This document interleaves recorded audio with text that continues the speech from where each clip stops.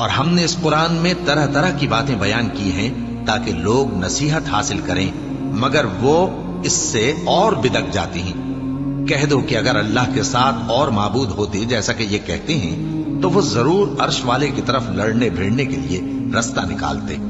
وہ پاک ہے اور جو کچھ یہ بکواس کرتے ہیں اس سے اس کا رتبہ بہت عالی ہے۔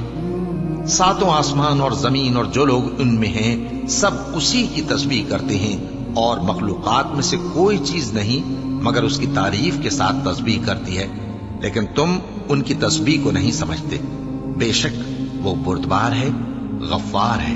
اور اے نبی، جب تم قرآن پڑھا کرتے ہو تو ہم تم میں اور ان لوگوں میں جو آخرت پر ایمان نہیں رکھتے چھپا ہوا پردہ یعنی حجاب ڈال دیتے ہیں، اور ان کے دلوں پر بھی پردے ڈال دیتے ہیں کہ اسے سمجھ نہ سکیں، اور ان کے کانوں میں ثقل پیدا کر دیتے ہیں۔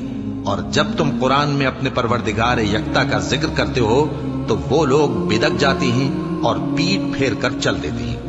یہ لوگ جب تمہاری طرف کان لگاتے ہیں تو جس نیت سے یہ سنتے ہیں ہم اسے خوب جانتے ہیں، اور جب یہ سرگوشیاں کرتے ہیں یعنی جب ظالم کہتے ہیں کہ تم تو ایک ایسے شخص کی پیروی کرتے ہو جس پر جادو کیا گیا ہے، دیکھو انہوں نے کس کس طرح کی تمہارے بارے میں باتیں بنائی ہیں، سو یہ گمراہ ہو رہے ہیں اور رستہ نہیں پا سکتے۔ اور کہتے ہیں کہ جب ہم مر کر بوسیدہ ہڈیاں اور چور چور ہو جائیں گے تو کیا اثر نو پیدا ہو کر اٹھیں گے؟ کہہ دو کہ خواہ تم پتھر ہو جاؤ یا لوہا یا کوئی اور چیز جو تمہارے نزدیک پتھر اور لوہے سے بھی زیادہ سخت ہو، جھٹ کہیں گے کہ بھلا ہمیں دوبارہ کون جلائے گا؟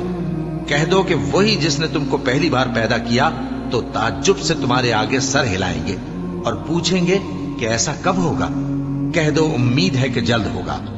جس دن وہ تمہیں پکارے گا تو تم اس کی تعریف کے ساتھ جواب دو گے اور خیال کرو گے کہ تم دنیا میں بہت کم مدت رہے۔